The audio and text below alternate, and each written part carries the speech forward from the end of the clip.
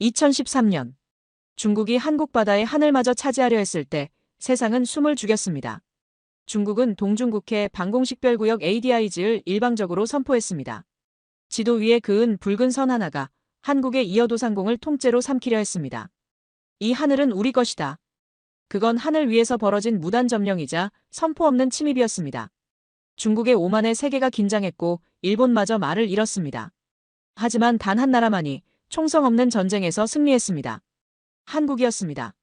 한국은 그 자리에서 이미 주권을 증명하고 있었습니다. 어떻게 가능했을까요? 이야기 시작 전 구독, 좋아요는 큰 힘이 됩니다. 안녕하세요. 저는 이시카와 레이입니다. 2025년 3월 15일 오후 2시 47분, 일본 해양연구개발기구의 상황실에서 저는 5번째 경고음을 들었습니다.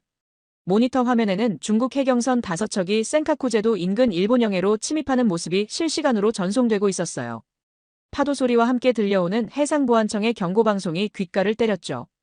붉은색 경고등이 깜빡이는 가운데 저는 이런 상황이 벌써 올해만 20번째라는 사실에 치를 떨었습니다. 회색 바다 위에서 벌어지는 이 무의미한 대치를 보며 저는 주먹을 꽉 쥐었어요.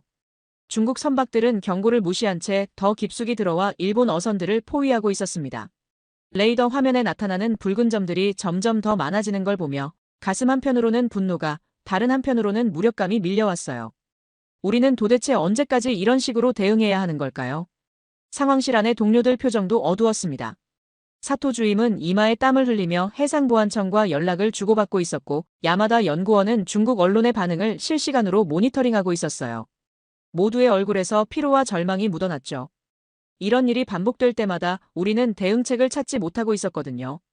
3시간 후, 총리관저 지하 2층 위기관리센터에 긴급 소집되었습니다. 엘리베이터를 타고 내려가는 동안 저는 가슴이 답답했어요. 회의실 안은 무겁고 차가운 공기로 가득했습니다.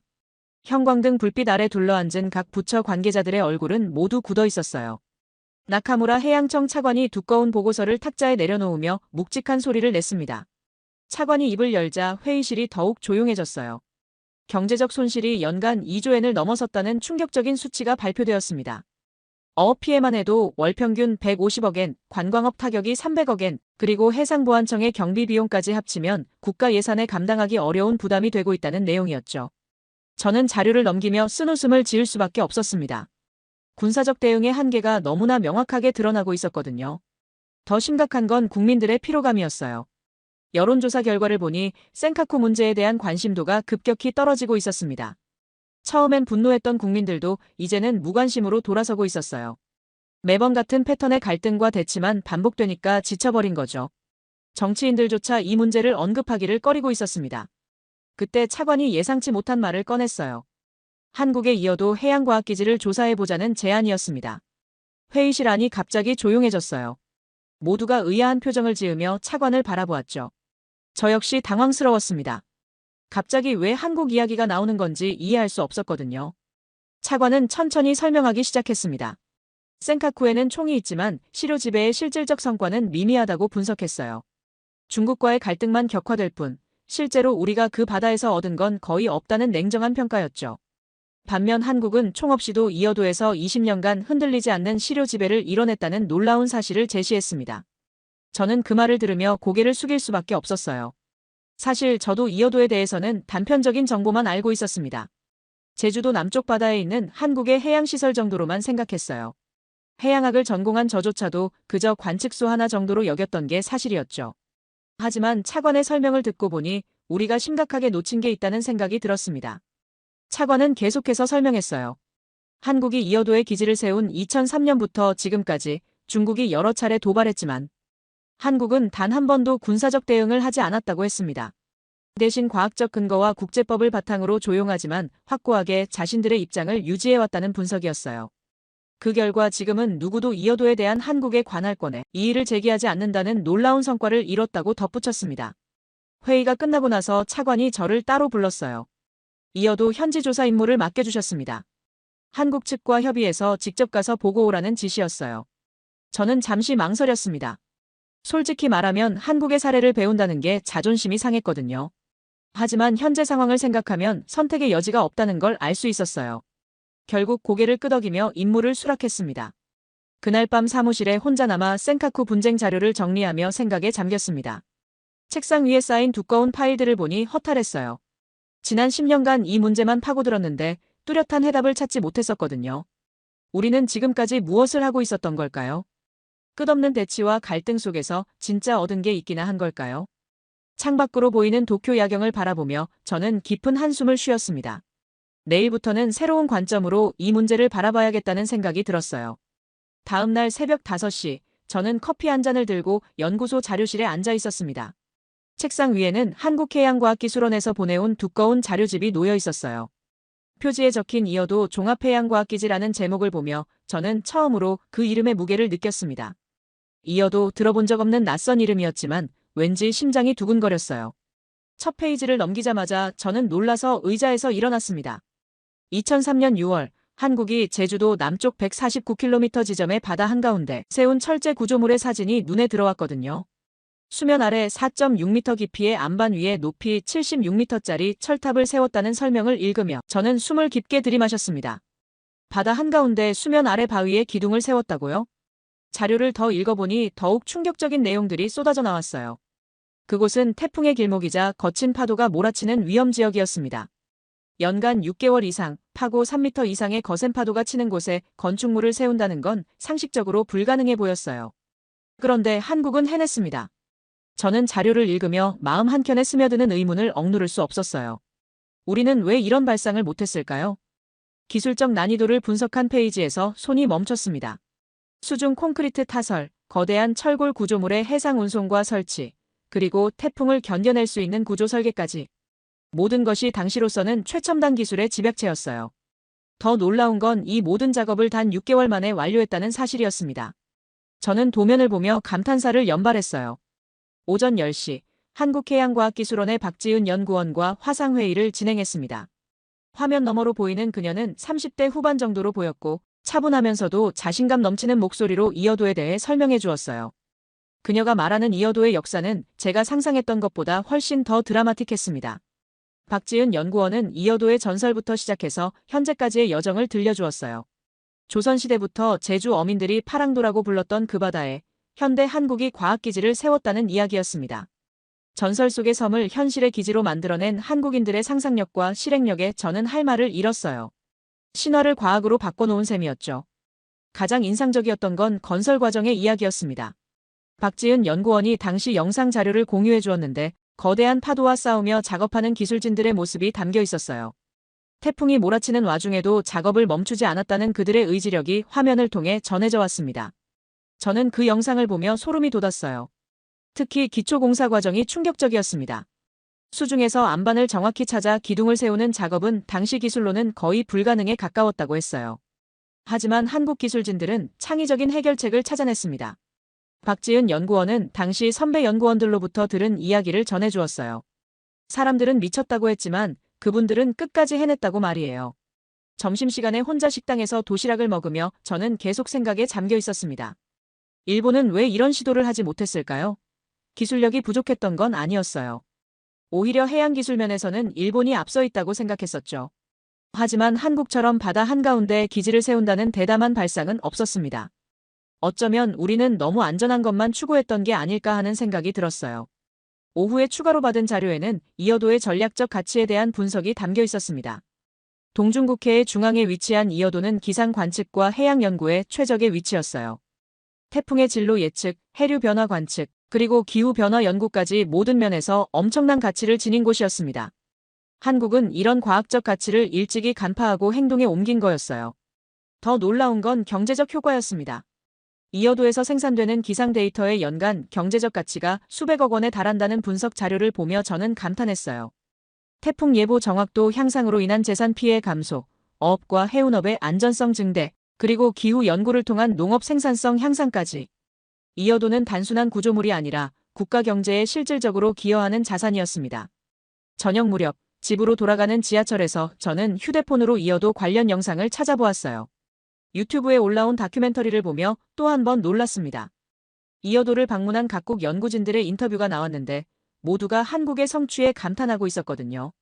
한 독일 해양학자는 이어도를 바다 위의 기적이라고 표현했어요.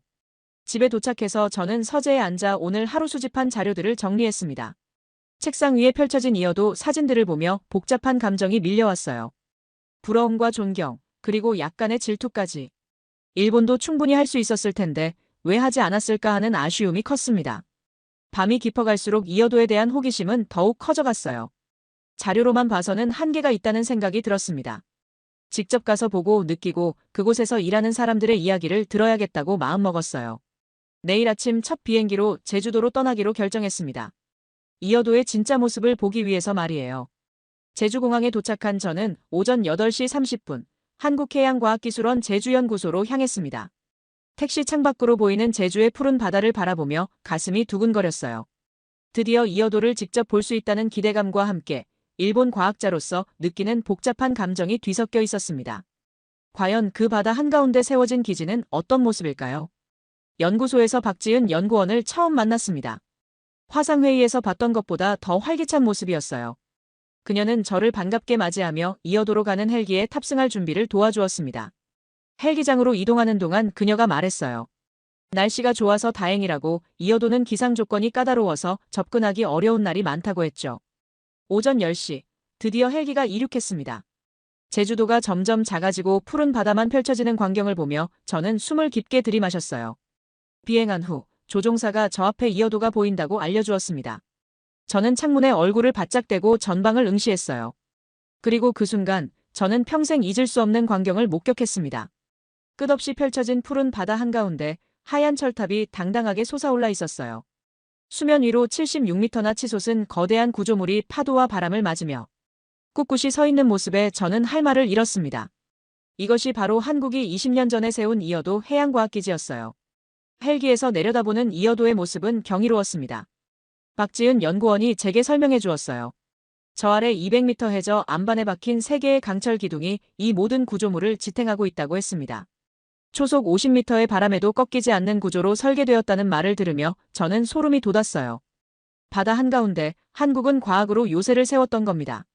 착륙 과정도 인상적이었어요.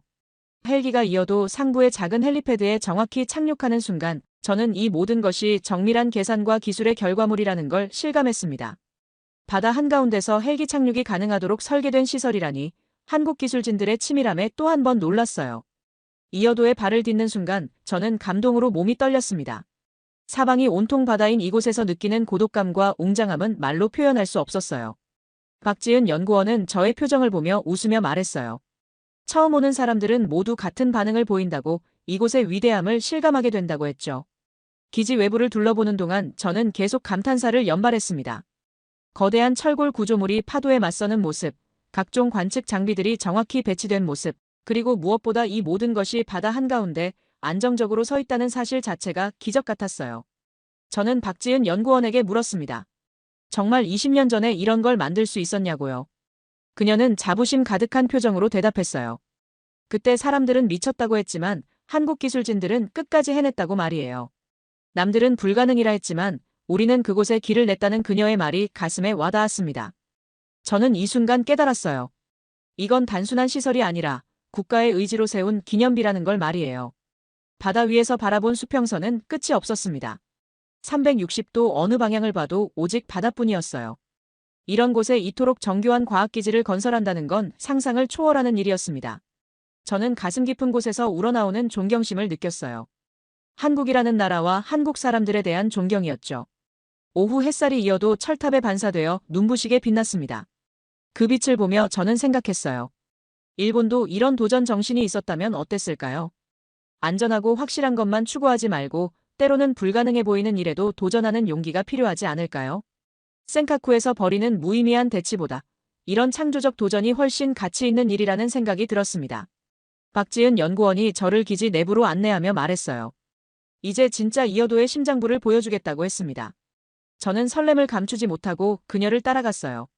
바다 한가운데 세워진 이 놀라운 구조물의 내부는 과연 어떤 모습일까요?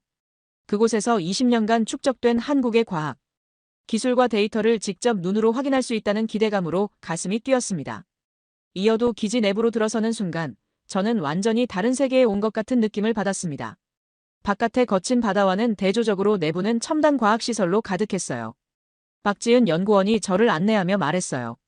이곳의 모든 데이터는 태풍 예보와 국민의 생명을 지키는 데 쓰인다고 했습니다. 그 말을 들으며 저는 이어도의 진정한 가치를 깨닫기 시작했어요. 중앙 관제실에 들어서자 거대한 모니터들이 눈에 들어왔습니다. 실시간으로 변화하는 기상 데이터, 해류 정보, 수온 변화 그래프들이 끊임없이 업데이트되고 있었어요. 박지은 연구원은 자랑스러운 표정으로 설명했습니다. 이곳에서 생산되는 데이터의 정확도는 세계 최고 수준이라고 했어요. 저는 화면에 표시되는 숫자들을 보며 감탄했습니다. 특히 인상적이었던 건 태풍 관측 시스템이었어요. 박지은 연구원이 지난해 태풍 흰남노의 관측 데이터를 보여주었습니다. 이어도에서 관측한 데이터 덕분에 태풍의 진로와 강도를 72시간 전에 정확히 예측할 수 있었다고 했어요. 저는 그 말을 들으며 중얼거렸습니다. 태풍이 언제 오는지도 여기서 가장 먼저 알 수 있겠군요. 박지은 연구원은 웃으며 대답했어요. 맞다고. 이어도는 바다의 경비병이자 과학자라고 표현했습니다. 그 말이 마음에 깊이 새겨졌어요. 단순한 관측소가 아니라 국민의 안전을 지키는 파수꾼 역할을 하고 있었던 겁니다. 저는 일본도 이런 시설이 있었다면 얼마나 많은 태풍 피해를 줄일 수 있었을까 하는 아쉬움이 들었어요. 해양 관측 장비실도 놀라웠습니다. 수심 200m까지 내려가는 관측 장비들이 24시간 연속으로 바다의 모든 변화를 감지하고 있었어요. 수온, 염분, 해류 속도, 용존 산소량까지 모든 데이터가 실시간으로 수집되고 있었습니다. 박지은 연구원이 말했어요. 이런 정밀한 해양 관측은 기후 변화 연구에 필수적이라고 했죠. 점심시간에 기지 식당에서 식사를 하며 더 많은 이야기를 들을 수 있었습니다. 박지은 연구원은 이어도가 국제적으로 어떤 평가를 받고 있는지 설명해 주었어요. 전 세계가 놀랐다고 했습니다. 물속 바위 위에 과학기지를 세운 나라는 오직 한국뿐이었다고 말이에요. 저는 그 말을 들으며 자부심과 부러움이 뒤섞인 복잡한 감정을 느꼈습니다. 특히 인상적이었던 건 각국 과학자들의 반응이었어요. 박지은 연구원이 보여준 방문 기록을 보니 미국, 독일, 프랑스, 영국 등 해양 선진국의 연구진들이 줄줄이 이어도를 견학하러 왔더군요. 모두가 한국의 기술력과 도전 정신에 감탄했다는 기록이 남아 있었습니다. 저는 그 기록들을 읽으며 부끄러운 마음이 들었어요. 오후에는 기상 예보 시스템을 직접 체험해 볼 수 있었습니다.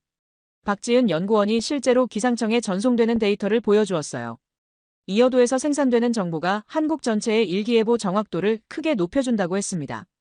저는 모니터를 보며 놀랐어요. 이곳 하나의 기지가 5천만 국민의 일상에 직접적인 영향을 미치고 있었던 거예요. 경제적 효과에 대한 설명도 충격적이었습니다. 박지은 연구원이 계산해준 자료에 따르면 이어도 데이터로 인한 연간 경제적 효과가 수천억 원에 달한다고 했어요. 태풍 피해 감소, 어업 안전성 증대, 항공 및 해운 산업의 효율성 향상까지 모든 면에서 엄청난 가치를 창출하고 있었습니다. 저는 그 숫자들을 보며 감탄사를 연발했어요. 가장 인상 깊었던 건 국제 협력 사례였어요. 이어도에서 생산되는 데이터는 한국만이 아니라 중국, 일본, 대만 등 주변국의 기상 예보에도 활용되고 있었습니다. 심지어 일본 기상청도 이어도 데이터를 정기적으로 제공받아 사용하고 있다는 사실을 알고 깜짝 놀랐어요. 우리가 그동안 한국의 도움을 받고 있었다는 걸 이제야 알게 된 거였죠. 연구실에서 만난 다른 연구원들의 이야기도 감동적이었습니다. 젊은 연구원 한 명이 말했어요. 이곳에서 일할 수 있다는 것 자체가 자랑스럽다고, 전 세계 어디에도 없는 독특한 연구 환경이라고 했습니다. 그의 눈빛에서 진정한 자부심을 느낄 수 있었어요. 해가 지면서 이어도 주변 바다의 모습이 황금빛으로 물들었습니다. 갑판에 나가 석양을 바라보며 저는 하루 종일 본 것들을 정리해 보았어요. 이어도는 단순한 관측소가 아니라 한국의 과학기술력을 보여주는 상징이었습니다. 20년 전 불가능하다고 여겨졌던 일을 해낸 한국인들의 도전 정신이 여기에 고스란히 담겨 있었어요.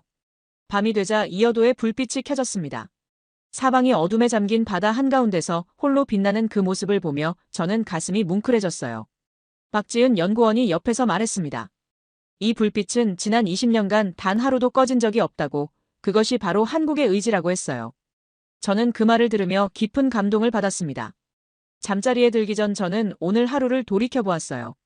세계가 놀란 바다의 요새를 직접 경험한 하루였습니다. 한국이 이룬 성취의 크기와 깊이를 온몸으로 느낄 수 있었어요. 내일은 이어도의 또 다른 면모를 볼 수 있을 거라는 기대감으로 잠에 들었습니다. 이어도에서의 둘째 날 아침, 저는 박지은 연구원과 함께 역사 자료실에 앉아 있었습니다. 그녀가 두꺼운 파일을 펼치며 말했어요. 오늘은 이어도가 겪어온 시련과 도전의 역사를 들려주겠다고 했습니다. 저는 커피를 한 모금 마시며 그녀의 이야기에 집중했어요. 과연 어떤 일들이 있었을까요? 박지은 연구원은 차분한 목소리로 중국의 도발 이야기를 들려주기 시작했습니다. 2006년부터 중국이 이어도에 대해 문제 제기를 시작했다고 했어요. 중국은 말했죠. 그 바다는 우리 수역이라고 주장했다는 겁니다. 하지만 한국은 단호하게 대답했어요. 그곳은 우리 대륙붕 위에 있다고 반박했다고 했습니다. 저는 그 대화를 상상하며 긴장감을 느꼈어요. 가장 심각했던 건 2013년이었다고 했습니다. 박지은 연구원이 당시 기록을 보여주었어요.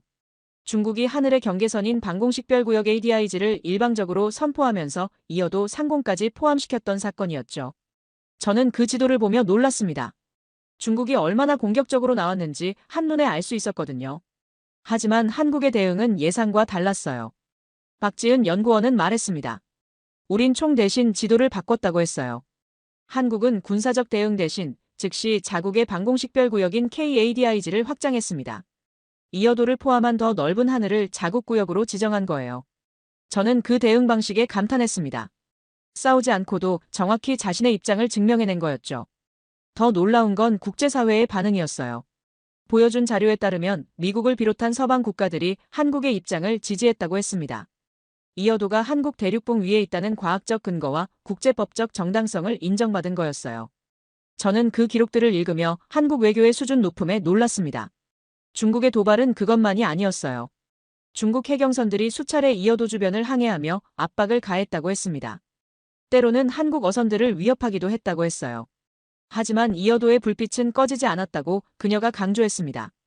그 불빛은 한국이 지켜온 바다의 등불이라는 표현이 가슴에 와닿았어요. 2016년에는 더욱 직접적인 도발이 있었다고 했습니다. 중국 전투기들이 이어도 상공을 침범하는 사건이 발생했다는 거예요. 저는 그 이야기를 들으며 가슴이 답답해졌습니다. 만약 일본이었다면 어떤 반응을 보였을까요? 아마 큰 논란과 갈등으로 번졌을 거라는 생각이 들었어요. 하지만 한국의 대응은 달랐어요. 한국은 외교적 항의와 함께 이어도의 과학적 중요성을 더욱 부각시키는 전략을 택했다고 했습니다. 군사적 대응보다는 국제사회의 이어도의 가치를 알리는 데 집중했다는 거예요. 저는 그 지혜로운 판단에 감탄했습니다. 특히 인상적이었던 건 한국의 꾸준한 노력이었어요. 박지은 연구원이 보여준 자료에는 이어도 관련 국제학술회의 해외 언론 보도, 각국 과학자들의 방문 기록 등이 상세히 정리되어 있었습니다. 한국은 조용하지만 지속적으로 이어도의 정당성을 국제사회에 알려나간 거였어요. 오후에는 실제 대응 사례를 더 자세히 들을 수 있었습니다. 박지은 연구원이 2019년 사건을 설명해 주었어요. 중국과 러시아 군용기가 연합으로 이어도 상공을 침범했던 사건이었죠. 당시 한국 공군이 경고 사격을 실시했다고 했습니다. 하지만 그 이후에도 이어도에서의 과학활동은 단 하루도 중단되지 않았다고 강조했어요. 가장 감동적이었던 건 연구원들의 의지였습니다.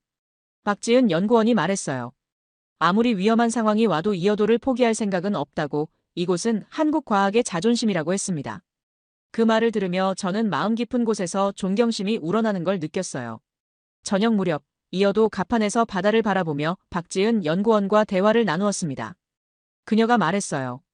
중국의 압박은 계속되고 있지만 한국은 흔들리지 않는다고, 과학과 진실은 힘보다 강하다는 믿음이 있다고 했습니다.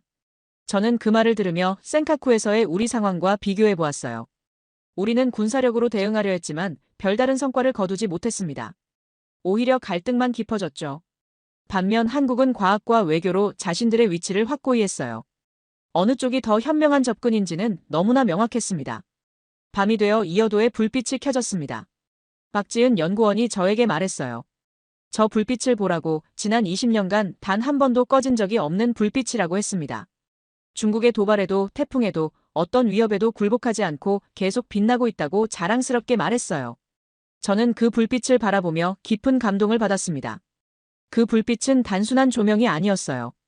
한국이 바다에 심은 희망의 등불이었습니다. 포기하지 않는 의지의 상징이었어요.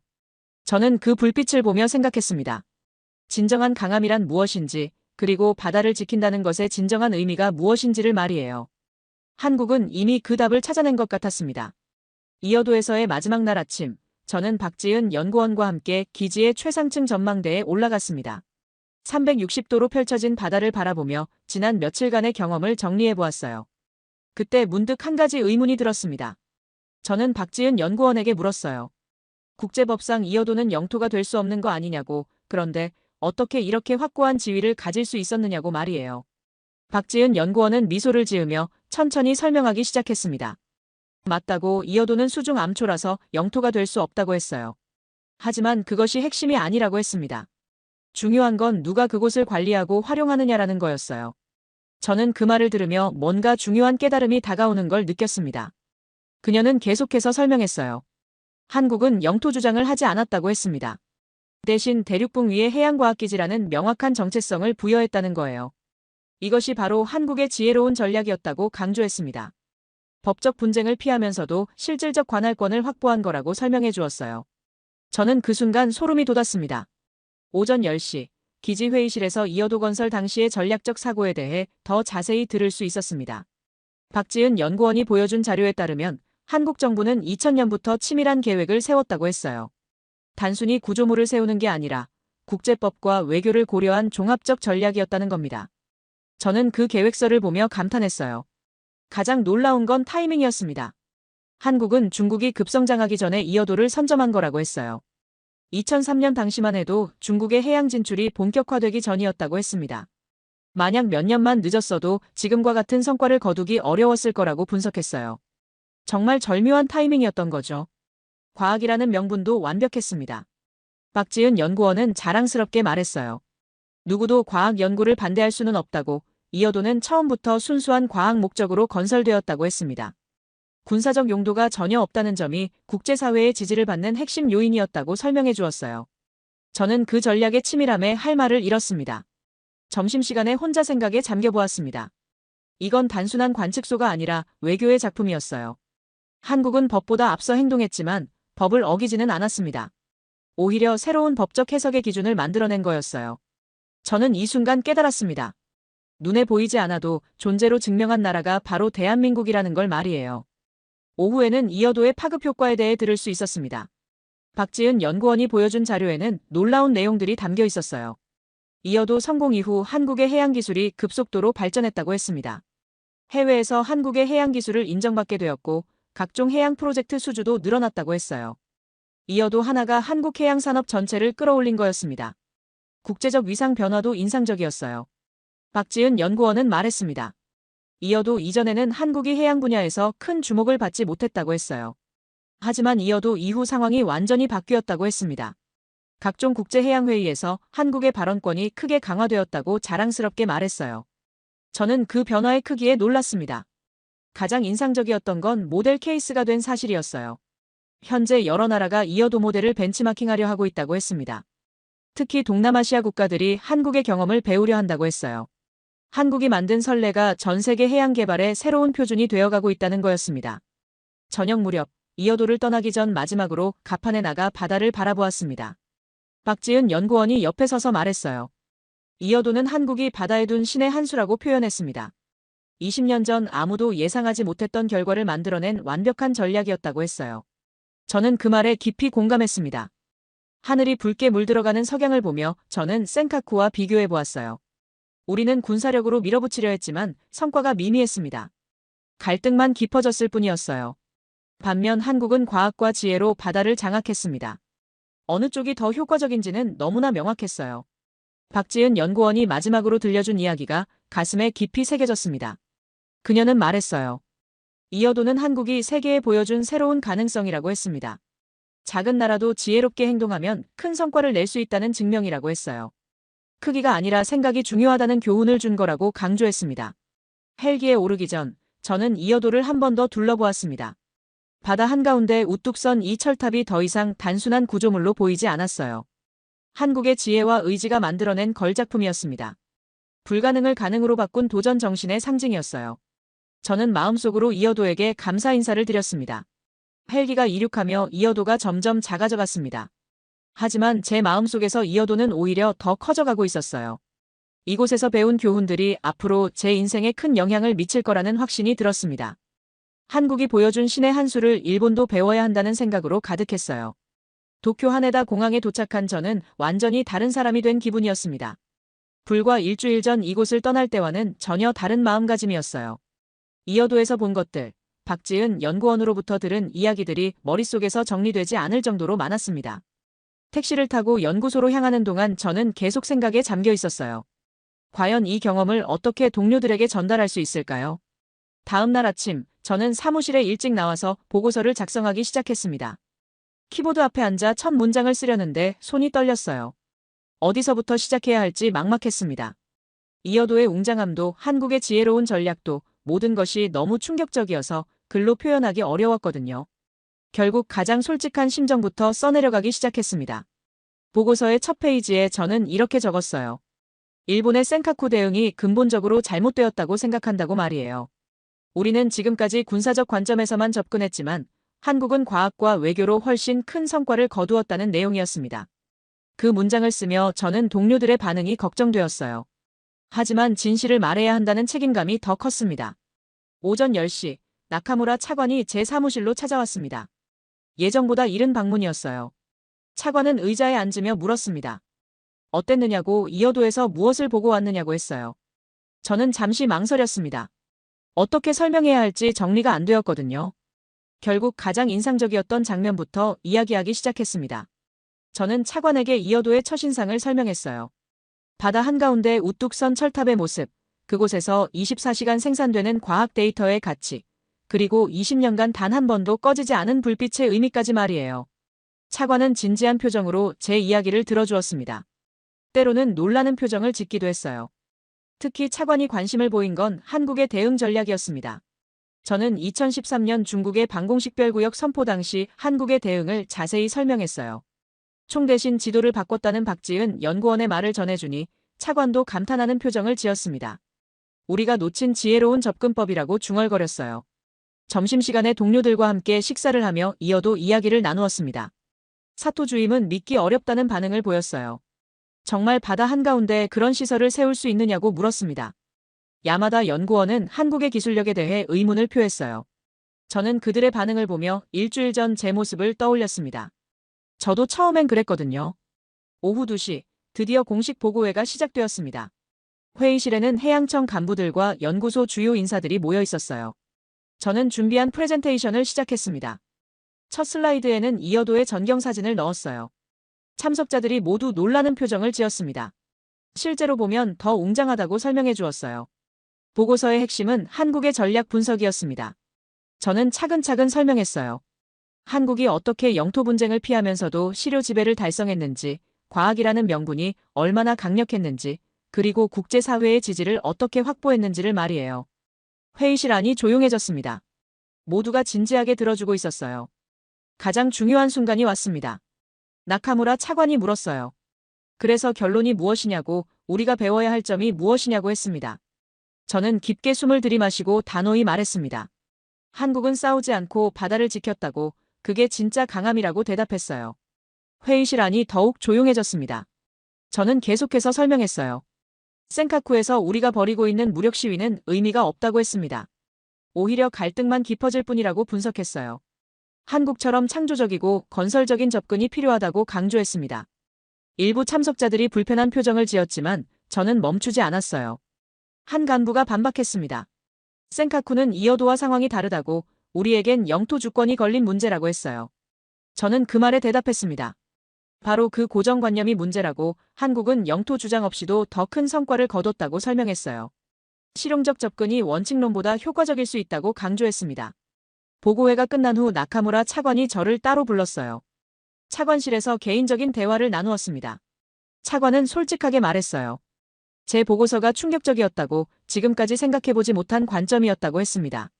하지만 쉽게 바뀔 수 있는 문제는 아니라고도 덧붙였어요. 저는 차관에게 부탁했습니다.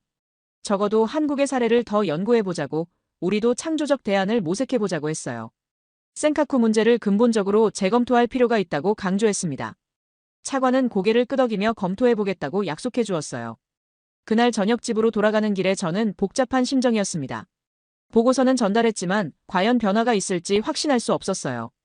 하지만 적어도 문제 제기는 했다는 만족감이 있었습니다. 이어도에서 배운 교훈을 동료들과 나눌 수 있었다는 보람도 느꼈어요. 밤늦게 서재에서 이어도 사진들을 다시 보며 저는 다짐했습니다. 앞으로도 계속해서 한국의 사례를 연구하고 일본이 나아갈 방향을 모색하겠다고 말이에요. 한국이 보여준 지혜와 용기를 일본도 배워야 한다는 신념으로 가득했습니다. 변화는 작은 것부터 시작된다고 믿으며 잠자리에 들었어요. 보고서를 제출한 지 한 달이 지났습니다. 저는 여전히 연구소에서 일상을 보내고 있었지만 마음속에는 큰 변화가 일어나고 있었어요. 매일 아침 사무실에 와서 센카쿠 관련 뉴스를 볼 때마다 이어도와 비교하게 되었습니다. 똑같은 바다인데 왜 이렇게 다른 결과를 낳고 있을까 하는 생각이 계속 들었어요. 어느 금요일 오후, 저는 혼자 회의실에서 이어도 영상을 다시 재생하고 있었습니다. 박지은 연구원이 보내준 최신 영상이었어요. 태풍이 몰아치는 가운데서도 이어도는 꿋꿋이 서 있었습니다. 거센 파도가 철탑을 덮쳐도 폭풍이 휘몰아쳐도 그곳에는 여전히 불빛 하나가 깜빡이고 있었어요. 저는 그 장면을 보며 가슴이 뭉클해졌습니다. 문득 창밖을 바라보니 도쿄만이 보였습니다. 잔잔한 바다 위로 석양이 지고 있었어요. 저는 혼잣말처럼 중얼거렸습니다. 우린 싸우려 바다로 나갔고 그들은 배우려 바다로 나갔다고 말이에요. 같은 바다를 보고도 이렇게 다른 접근을 할 수 있다는 게 신기했습니다. 그때 노크 소리가 들렸어요. 나카무라 차관이 들어오셨습니다. 차관은 제 옆에 앉으며 물었어요. 아직도 이어도 생각을 하고 있느냐고 했습니다. 저는 솔직하게 대답했어요. 매일 생각하고 있다고, 그곳에서 배운 것들을 잊을 수가 없다고 말했습니다. 차관이 말했어요. 지난 한 달 동안 제 보고서를 여러 번 읽어봤다고 했습니다. 처음엔 받아들이기 어려웠지만 시간이 지날수록 일리가 있다는 생각이 든다고 하셨어요. 특히 한국의 장기적 전략이 인상적이었다고 평가했습니다. 저는 그 말을 들으며 안도감을 느꼈어요. 차관은 계속해서 말했습니다. 최근 내각에서도 센카쿠 문제에 대한 새로운 접근법을 모색하고 있다고 했어요. 군사적 대응만으로는 한계가 있다는 인식이 확산되고 있다는 것이었습니다. 제 보고서가 그런 논의에 작은 도움이 되었다고 격려해 주셨어요. 그날 저녁 집으로 돌아가는 지하철에서 저는 박지은 연구원에게 문자를 보냈습니다. 안보 인사와 함께 이어도에서 배운 것들을 일본에서 전파하고 있다고 전했어요. 곧 답장이 왔습니다. 기쁘다는 내용이었어요. 바다는 모든 나라의 것이니까 함께 지혜를 나누자는 따뜻한 메시지였습니다. 주말에 저는 가족과 함께 바닷가로 나들이를 갔습니다. 아내와 아이들이 파도와 놀고 있는 동안 저는 혼자 해변에 앉아 생각에 잠겼어요. 이어도를 다녀온 후 바다를 보는 제 시각이 완전히 바뀌었다는 걸 실감했습니다.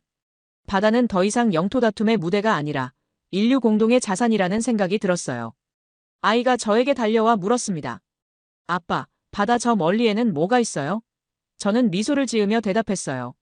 다른 나라 사람들이 살고 있다고, 그들도 우리처럼 바다를 사랑한다고 말했습니다.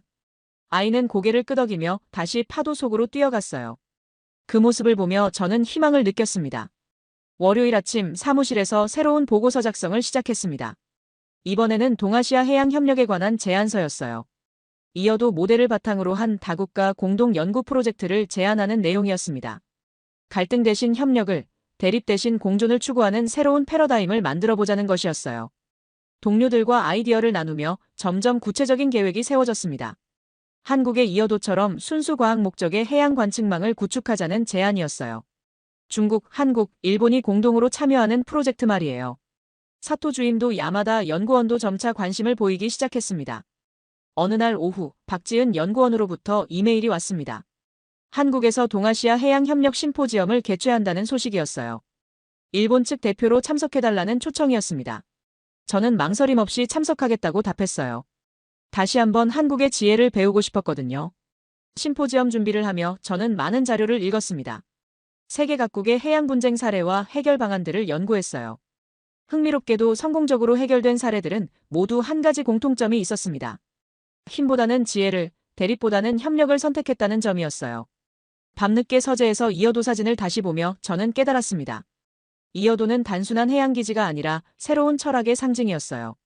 바다와 함께 사는 법, 자연과 조화롭게 공존하는 법, 그리고 다른 나라와 평화롭게 지내는 법을 보여주는 교과서 같은 존재였습니다. 창밖으로 도쿄의 야경이 보였습니다. 수많은 불빛들이 반짝이고 있었어요. 그 불빛들을 보며 저는 이어도의 불빛을 떠올렸습니다. 바다 한가운데서 20년간 꺼지지 않고 빛나고 있는 그 작은 등불을 말이에요. 그것은 희망의 상징이었습니다. 제 마음속에서도 하나의 불빛이 켜졌습니다. 이어도에서 배운 바다의 철학을 일본에 전파하겠다는 의지의 불빛이었어요. 센카쿠의 회색 파도 위에서 저는 처음으로 진정한 존경이라는 감정을 느꼈습니다. 한국이라는 나라와 한국 사람들에 대한 깊은 존경이었죠. 앞으로 갈 길이 멀다는 걸 알고 있습니다.